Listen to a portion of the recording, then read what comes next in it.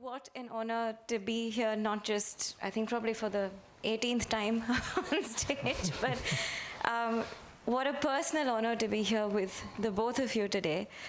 Prime Minister and we've known each other for a few years now, before he was Prime Minister, and I'm fortunate to even call him my friend. And to be here today, not just in conversation with him, but with the absolutely incredible Dr. Earle, with whom I've grown up fangirling all my life. So this panel is my personal highlight of my journey, and thank you, Matt, for giving me the opportunity to actually be here and have this conversation with all of you. So let's dive right into it. Of course, we're here at the Island Resilience Summit. We're talking about islands, we're talking about oceans, we're here at EarthX. But more importantly, we're in a room full of people who want to know how they can be part of making the change. So Dr. Earle, given your years and years of history, your years of experience, could you tell us a little bit on what inspired you as a young woman, as a young girl? What made you curious to learn about the oceans? Why did you do what you've done all your life? The ocean is irresistible. I got knocked over by a wave when I was about 3 years old. The ocean got my attention, and it's held my attention all this time. But it's not just the beauty and the power of the ocean, it's life in the ocean. I found the creatures who live there to be just enchanting, and I still do. You never know who you're going to find when you look under the sea, but you know it's going to be good. So now I know what I could not know, which I think nobody before or right about now could be as aware as we now can be of how important the ocean is.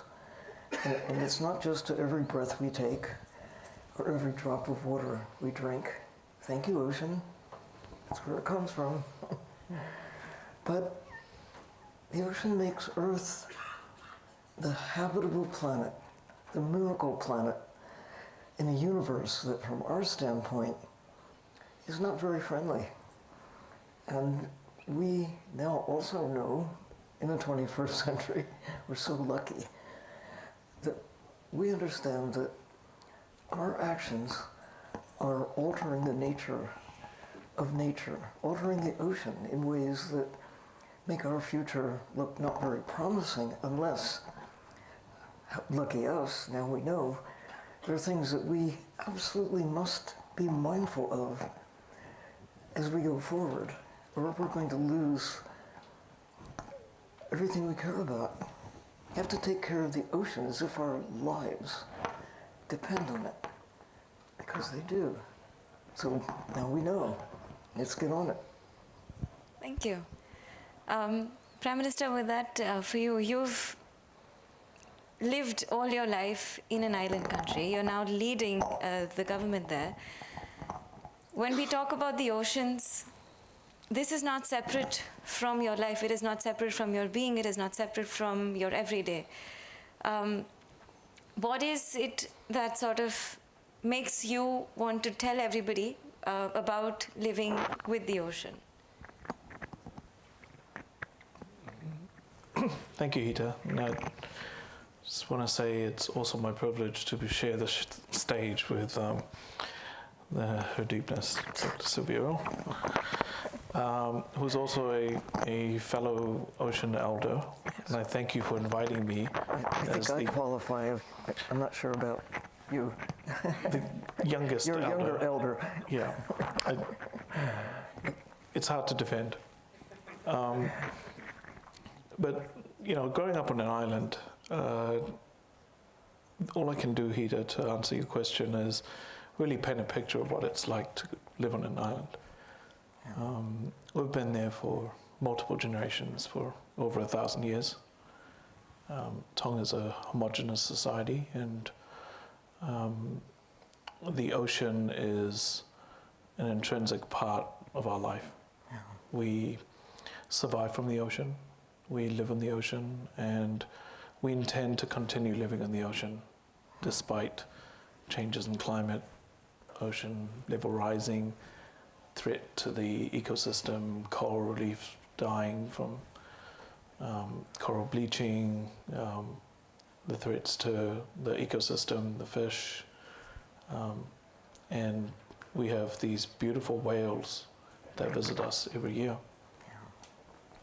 Humpback whales, along with greenback turtles and hawksbill turtles and all sorts of life, there are dolphins, and the marine life is so diverse. And that biosphere is something that Tongans have been stewards of and custodians of for many generations. And in my travels, I have visited and have been privileged to be in many countries and have experienced many cultures and seen the vastness and difference in climate and in places that are arid, dry, that are high in the mountains, and that are so vast in terms of landmass. And all it's done is given me perspective of how unique and special the blue planet is, especially for those living right in the middle of the blue.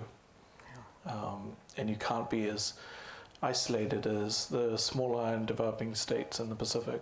It's amazing how big it is. And so that's what we live in. And for most islanders, we take it for granted. And it's something that's precious that you don't realize until you remove yourself out of the water, then you realize you're living in it. So in the middle of Texas, I'm a fish out of water. There can't be anything as different as being in the middle of continental USA. But I think EarthX and convenings such as this give us an opportunity not only to experience what others have, but also to share our own unique perspective and experience from the islands. Thank you. This is an intergenerational dialogue, and I think the basis is clear. We all know the importance of the oceans. We know that marine life is more than just beauty and more than just eye candy, for the lack of a better word, but actually has impacts on the environment and vice versa. So our life depends on the oceans. But I would like to take this chance, if you allow me, both of you, to dig a little deeper into your journeys. When we talk about intergenerational conversations, first of all, it takes years to build the sort of experience the way that you have. I think what I would like to know, and hopefully this is also people are curious in the audience, but what I would like to know is, when you were starting off as a young girl, as a young woman in this field, I'm pretty sure there weren't many young women in doing what you were doing. So what was that experience like? But even more so, how did you overcome barriers, challenges, anything else that you faced? And I ask this from the point of view of all of the women in the room, but also everyone else in the room, to go like, how do we overcome barriers that might come our way? So how can we learn from your experiences and then maybe take snippets back of those, from those in our lives? So, to summarize my question, I went on a little bit, but to summarize is, if you can think of maybe challenges or barriers that came your way, and what, or sort of how you overcame them over time. I think it was useful for me to always have a love of nature, of the wild, and feeling that having parents who somehow figured, at least they made me believe, that I could never do anything so bad that they wouldn't be there to back me up. I probably could do something so bad that they might not, but I tried to behave myself. But I always knew that no matter what, you could look at a tree, you could look at a bird, and they didn't care. They were always just happy to have me around. And I was always curious about them. And that's basically how scientists begin, as curious kids. I think all kids start out that way, wanting to know everything about everything and continuing. No one should ever stop exploring, no matter what else you think you are. To have that gift of the curiosity of a kid that you start out with, asking questions, being determined to find answers. And maybe in some cases it was an advantage to be the only, as a girl, asking questions when nobody else was. Even the boys sometimes didn't raise their hand, but I just wanted to know. And what might have seemed disadvantageous sometimes can be turned the other way around. Being the only woman aboard a ship with 70 men on an expedition to the Indian Ocean, I had not been west of the Mississippi. I started out in New Jersey, then Florida, until in 1964, aboard a ship with all these guys to the Indian Ocean, half a world away. What kept me sane was I really love nature. I really, as a would-be scientist, I had questions I wanted to have answered. That was my focus. I ask men sometimes, so if you went to sea with 70 women, would that be a problem?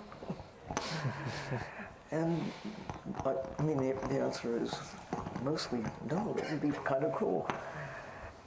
I think if you have an objective, something that you care about, you want to do, it doesn't matter whether how tall you are or how short you are or what language you speak or what color your skin is.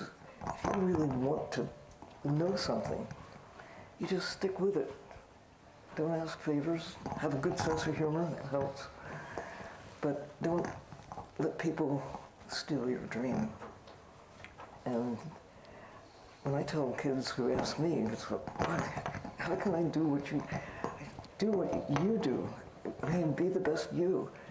And don't be too troubled if you don't have everything you think you need. Don't be afraid to be the first. Step outside the box, because it's a really big box out there. And if you stay within where the lines are drawn, you might never see what's there to be seen, or get others to see as well. I don't know. The ocean really took me in a different direction because nobody else didn't seem to be interested in going there. And when I went and I came back, I wanted everybody to see what I'd had the privilege of being able to see. And it's still that way. Having had the opportunity to go beneath the surface, to live underwater for days, weeks at a time, I want everybody to have that kind of experience, because you see not only what's going on in a different way, but you see yourself in a different way as well. I mean, Jane Goodall, getting to know one species really well over years, day and night, understanding that they are individuals with personality. They aren't just pieces of meat. These are intelligent creatures. Or the octopus teacher, Craig Foster, is one man and one octopus in 1 year, and later one book. And he's changing the way people think. I've had so many great opportunities that I want others to have the same kind of experience, so they can understand why we have to take care of nature that takes care of us. It seems so obvious when you think about it, but often we get detached from the systems that make our existence possible. We kind of take the ocean for granted. We can't do that anymore. Whether you're, it doesn't matter, gender doesn't matter that much. When you are all breathing the same air, drinking the same water, trying to live on the same planet. And when you care about those coming along after you, And I think all of us qualify in that respect. Thank you. Thank you for saying that and for championing the curiosity of the 3-year-old within you until today to make sure that you don't stop asking questions just because nobody else has asked them before. Well, I have a 3-year-old great-grandson. He's just begun to really articulate what's on his mind. I think babies, before they can speak, would like to be able to communicate with the primates surrounding them, but it takes a while before they can do that. And then they start asking questions. The kids, when they start out, they learn to walk, and we're so happy to see it. Kids start walking, then they start talking, and then you tell them to sit down and be quiet. I was really lucky to have parents that allowed me to run around, climb trees, speak, ask questions, and to value nature. I suppose that was really a gift that I hope that everyone can take that away and give it to somebody else. Thank you. Thank you. Prime Minister, you're new as a Prime Minister, but politics is in your blood. You haven't you're not coming into this only for the first time recently. You've been Speaker of Parliament for a few years now. Can you tell us a little bit on what your journey has looked like and what drives you to make the change that you're doing every single day?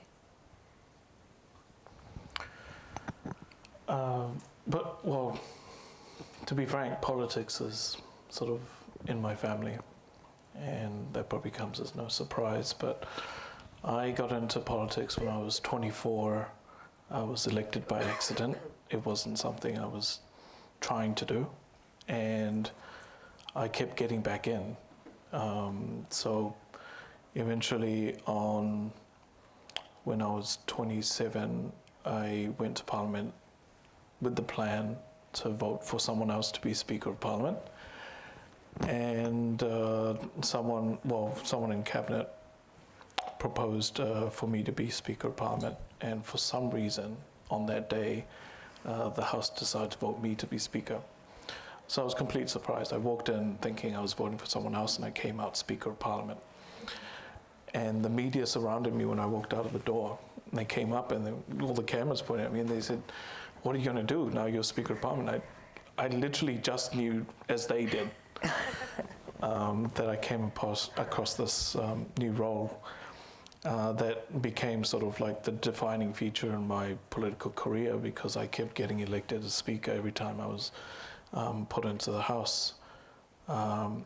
And interestingly, when I first got into Parliament at the tender age of 24, so long ago. Sorry, Sylvia. No, I wouldn't. In my life, 24 years is a long time. So at that time, I was the youngest member of Parliament, and all I could do was really listen and learn from the elders and how others operated. It was still very new. Then when I was elected Speaker at 27, I was still the youngest member of Parliament, but suddenly I was running the House. And people often ask me, how do you maintain order in the House when you're the youngest? Especially in Tonga, we're a very conservative society. Evidently, everyone who's elected into the House are mature people. And my answer to that was, I'm representing the institution of the role of the Speaker. I'm speaking on behalf of the chair. I'm not speaking for me as a person. I'm representing the authority of the House. And so you kind of just divide your I don't know what to call it, your thinking. You put your job into a silo, and you have your personal life and your age and everything separate. And then as things progress, I turned 40 last year. Sylvia, you turned 90. And the elections happened in December. I ran for the premiership and then became successful. So I then became the youngest Prime Minister in our history. And like I said before, this is in my family. My grandfather was Prime Minister 60 years ago at the age of 43. So I beat my own grandfather by 3 years. It's in your genes. Yeah, but you know, it's all part of the tapestry of life. It's something that I feel like was thrust upon me, and you take it upon yourself with deep sincerity and genuine will to assist and help and do good. And being in a privileged position, I want to do the best for my people in my country, and identifying the needs of the world and the changing order. We want peace and security, we want resiliency, and we want prosperity for our people. And ultimately that means protecting the environment, because if I quote my dear friend, with no blue, there's no green. And if the ocean dies, we die. Did I quote you correctly? You got it. And that's why we're here, because ethics and these convenings help us consolidate all of our cultural capacities, our scientific knowledge, our innovators, our private capital, public capital, family offices, to do good. And I count myself lucky that I have the opportunity to hopefully make a difference, and that's what we want to do ultimately, is leave this place better off than when we found it. Thank you. Thank you for your passion, but also thank you for everything that you're doing. I think one last question to each of you. Dr. Earle, for you, you've spent your entire life in the ocean, so to say. Is there one memory that you have? It could be, ideally, it could be a happy memory, it could be something that has stayed with you, it could be anything. But one memory that you'd like to share with us, something that has maybe, brought back the sort of why on this for you again? Well, I often get asked, what's the best place to go diving? And my answer typically is, it's either the next dive, wherever it is, but mostly it's almost anywhere 50 years ago. Because we are living in a time when it's not just the ocean, but our little blue speck in the universe is going like this in terms of its habitability from our standpoint. What we're doing to the natural world is that we are consuming the natural world for our prosperity, and it's worked really well. Go back to 1500, there were only 500 million people. By 1800, there were 1 billion. When I came along, there were 2 billion. Now there are 8 billion. We're rocking right along. But as we go this way, nature goes this way.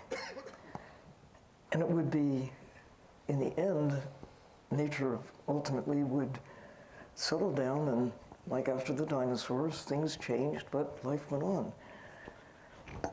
But I and you, and I think all of us, we really want to have our species as a part of the future, not just a short-term phenomenon, but a long-term part of the action. And we can do it, but only we couldn't do it 50 years ago because we didn't know enough. We couldn't see what is now there to be seen. If we wait another 50 years, we're going to lose the best chance we'll ever have, which is right now. We still have about half of the volume of life in the sea that was there in the 1950s. But we've managed to consume, I don't know, more than half of the sharks.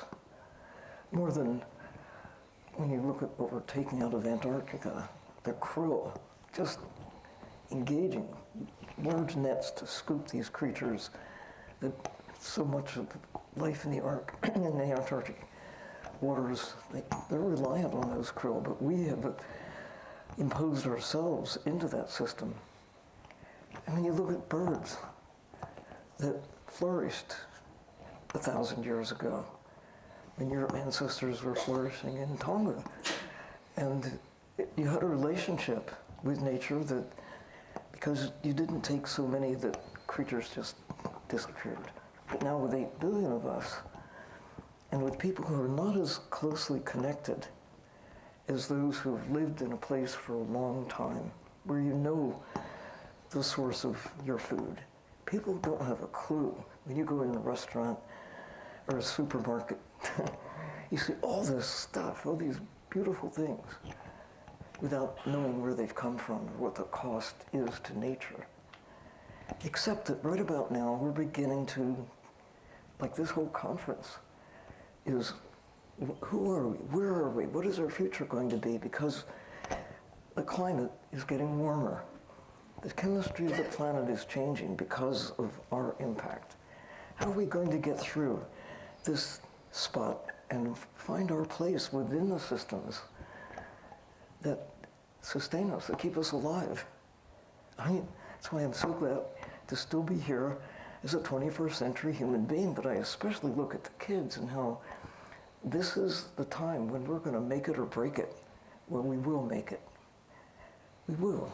We must. We can't think of the alternative. And I love the way you, Mr. Prime Minister, you listen. It's one of your special qualities.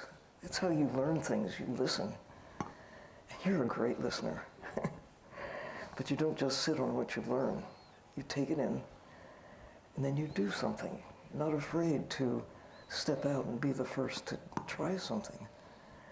I've seen him in action, taking water samples to sample DNA. I think you're the only prime minister I know who's taken water samples to see through their DNA who's living down there, with an economy that's now based, to some extent at least, on respecting whales that once were eaten, but now they're treasured alive.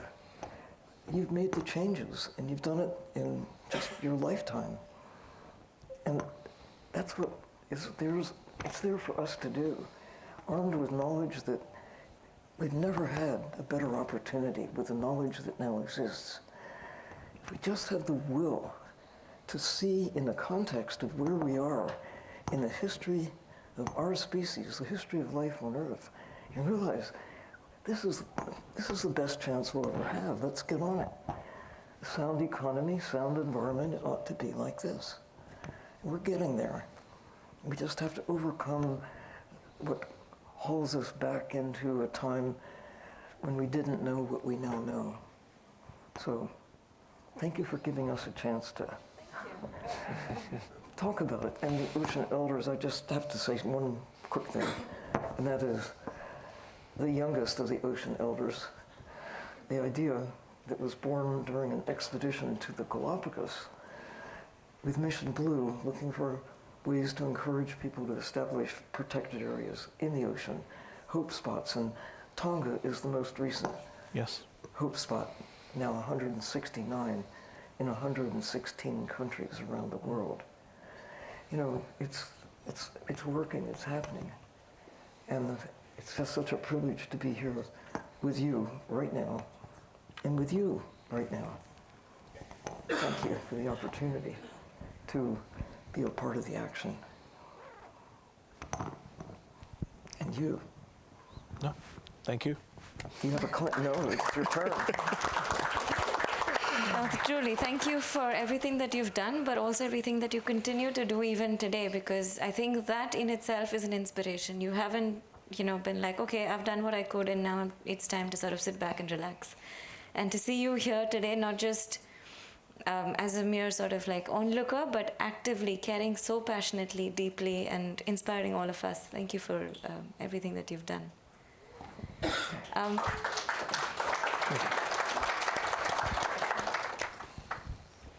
Prime Minister, to close us off, can you, I have so many questions. I'm trying to pick one and sort of make sense out of it. You don't have to ask me a question. All I can think about is Sylvia Earle in a ship with 70 men. and here's the thing. That would not work if I was on a ship with 70 women. My wife would kill me. But it's been such a privilege to have this fireside chat, and really to sum everything up, I think it's important that we realize a lot of this ambition into action. And a lot of it starts at home, and each and every one of us can do our bit to make change happen. And part of that is educating the next generation, and we can't get them to have the empathy for our environment and for sustainability and for the ocean and for the fish if they don't have a personal relationship. So like Sylvia, they need to go diving, they need to go to the zoo or go out there and experience the coral reef, experience nature, because only then will they have the capacity to want to protect what's precious in their lives.